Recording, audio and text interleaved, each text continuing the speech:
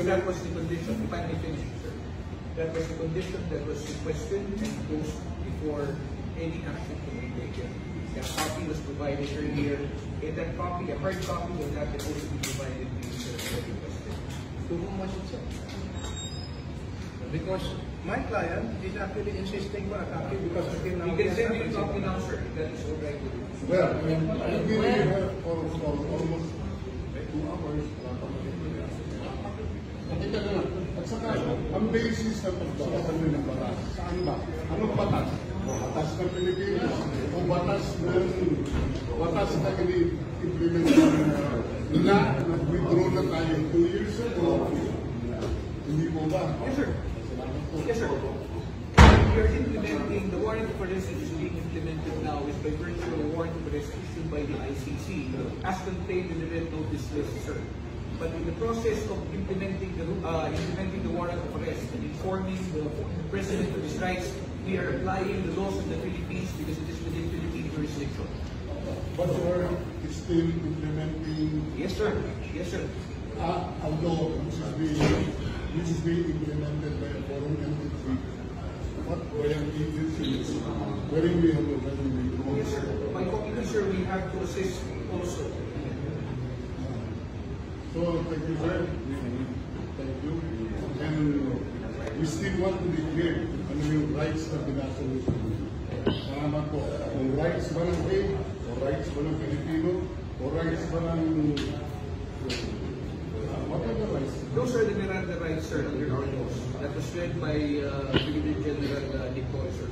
Has the Miranda rights been adopted by the Hague Convention? It doesn't necessarily have to be, sir. Hindi ko masyado ito, sir. Relax lang tayo, magkaibigan tayo. Yes, sir. Pero pagkatapos nito, makikita rin tayo ng whether I'm in jail or somewhere else, we will eventually see together. So let us not grab it. Anong gusto lang malaman? Kasi siyempre, I am a Filipino citizen.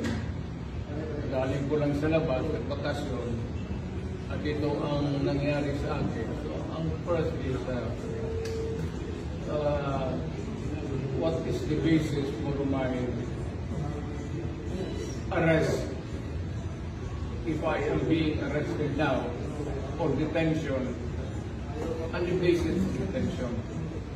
So, what is the law and what is the crime that I committed?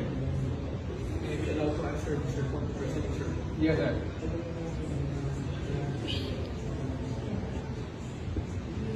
Based on the warrant of arrest, Mr. President, the warrant of arrest is issued pursuant to Article 25, 3, subsection A, the statute for the crimes against humanity, and murder pursuant to Article 7, paragraph 1, subsection A, the same statute, committed in the Republic of the Philippines during the relevant period.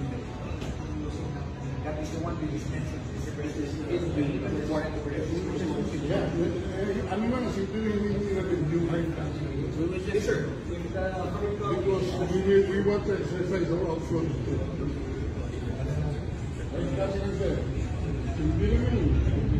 Hindi yung ipiprint nyo dito, yung natanggap nyo dito. Show us the basis for the, restriction of freedom. Importante yan. Anong kasalanan ko?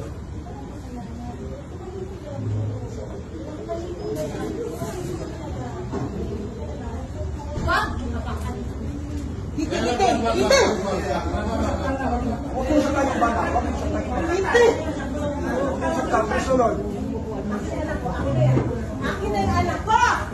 Akin na yung anak ko! Akin na, Don't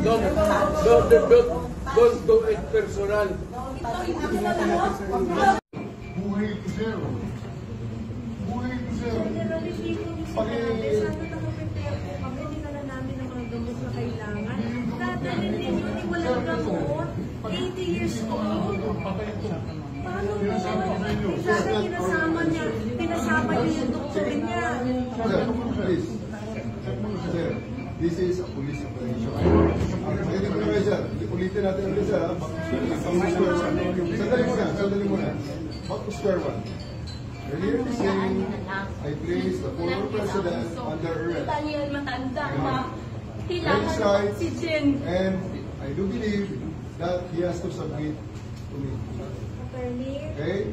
Now, we are now taking custody.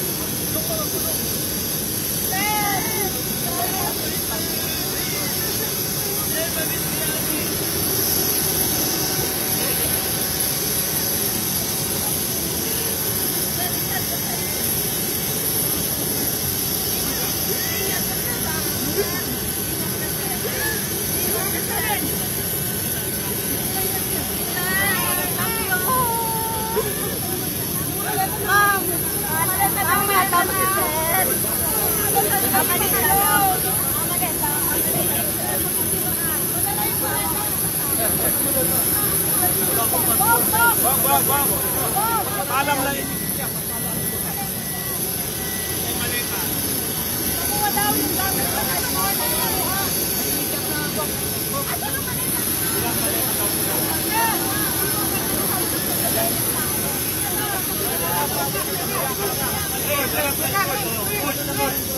Tayo at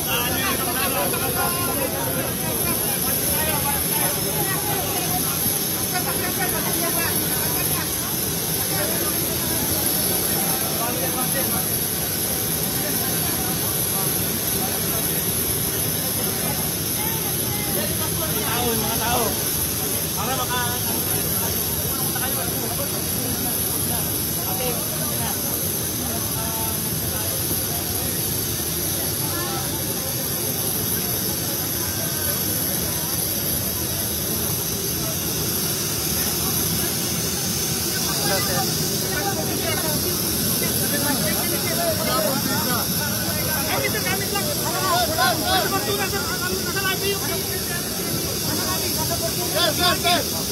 ito yung gamit, ito yung gamit. Ito na.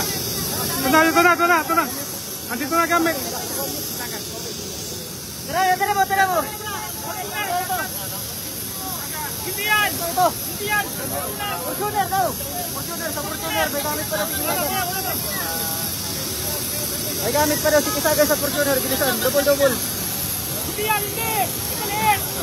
Sa kanyo.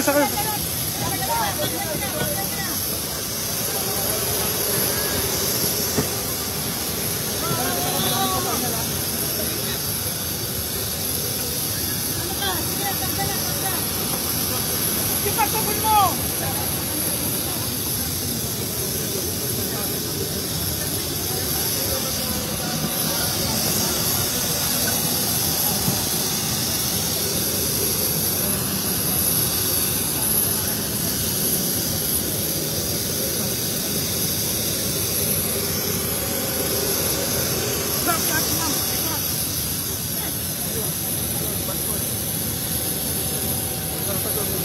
Sagan.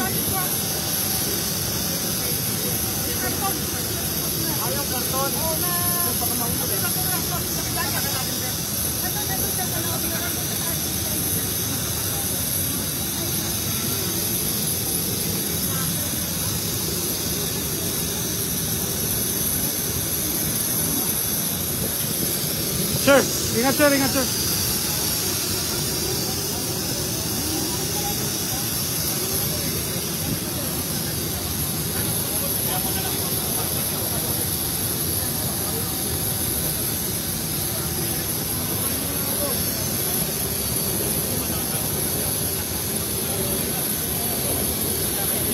Sino kasambay? Yes lang. Si ES saka si Roming saka si Aimee. Ay, may Isagan. Yes.